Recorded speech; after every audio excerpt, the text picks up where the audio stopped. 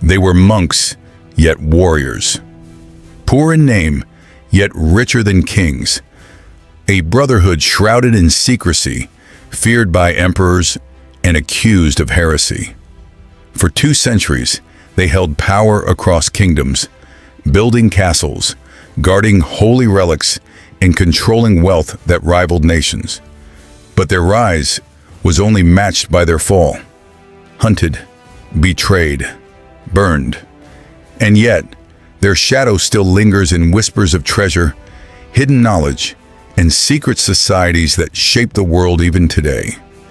This is the untold story of the Knights Templar, a story of faith, of power, of betrayal, and of mysteries that refuse to die.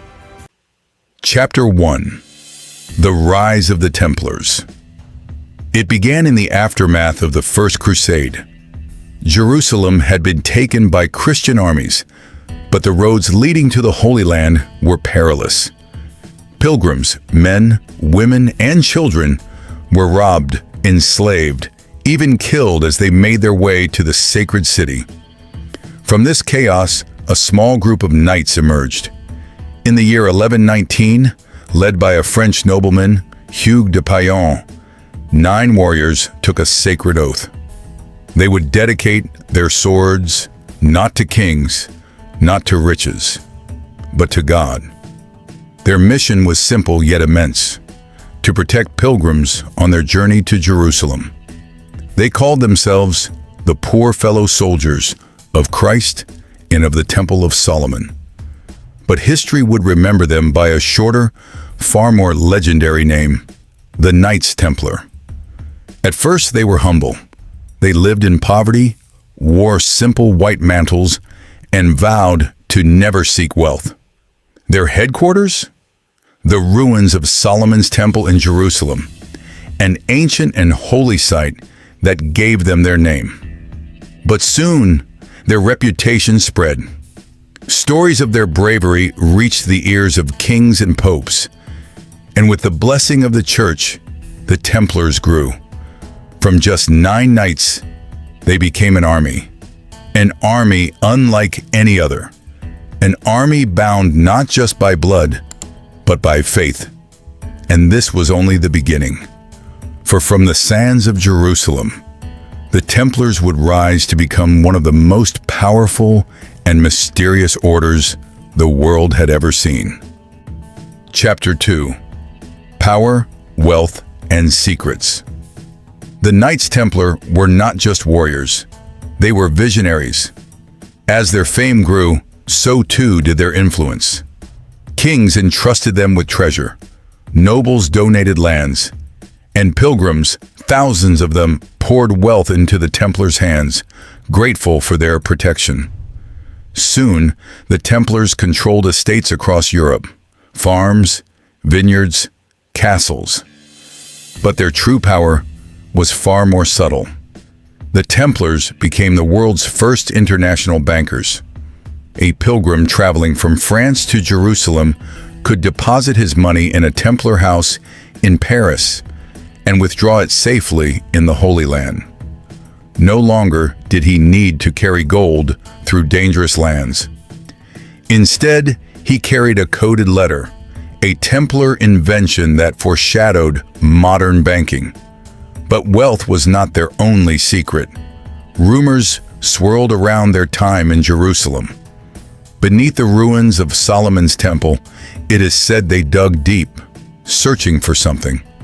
Some claim they found ancient relics, the Holy Grail, the Ark of the Covenant, sacred scrolls with forbidden knowledge.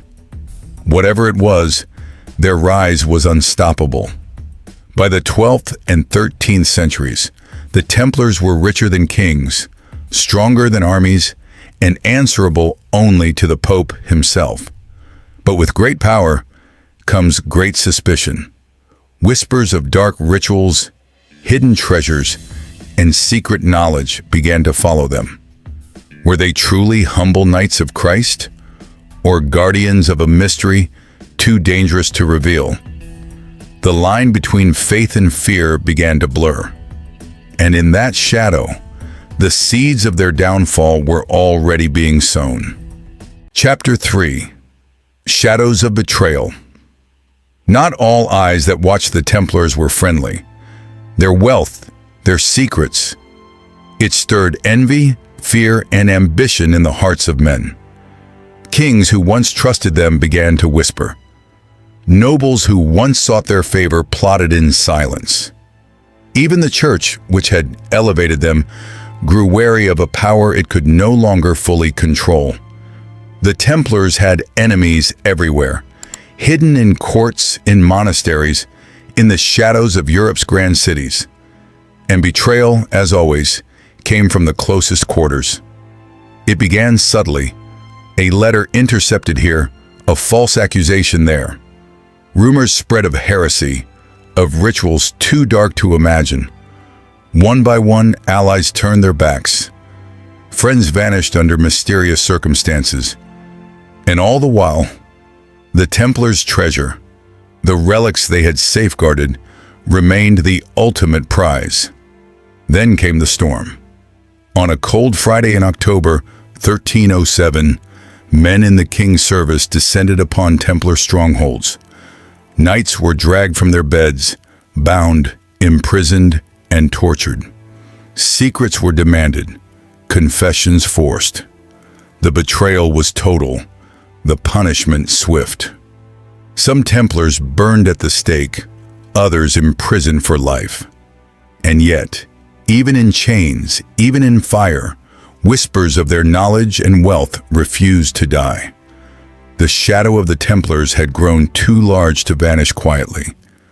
What they had built in faith and secrecy was now a legend, one that would haunt kings, inspire conspiracies, and echo through history for centuries to come. Chapter 4. Trials and Legends. The fire that consumed the Templars did more than destroy men. It forged legends. The trials were brutal. Accusations of heresy, blasphemy, and forbidden rituals filled the courtrooms. Knights, bound and broken, were forced to speak. Some confessed under unimaginable torture. Others held their silence to the very end. Yet, even in defeat, the Templars' story grew larger than life. Tales of hidden treasure spread through whispers, carried by those who had once served them. Scrolls vanished, castles fell into ruin, but the myths persisted. Every accusation, every execution only deepened the mystery surrounding the order. Kings celebrated their victory, the church distanced itself, and the people watched in awe and fear. But who truly knew what secrets had survived? Some claimed the Grail, the Ark, and other sacred relics had been smuggled away, hidden in places so secret that only the Templars themselves could have known. From the ashes of betrayal rose a legend that would endure centuries. The Knights Templar, though broken as men, became immortal in story. Their knowledge, their power, their mysteries, all whispered through the corridors of time, waiting for those bold enough to search for them. Chapter 5. Legacy and Modern Myths. Though the Templars were no more, their shadow never faded. Across Europe and beyond, stories of their treasures, secret knowledge, and hidden rituals continued to surface. Some spoke of vast caches of gold, lost beneath centuries of earth and stone.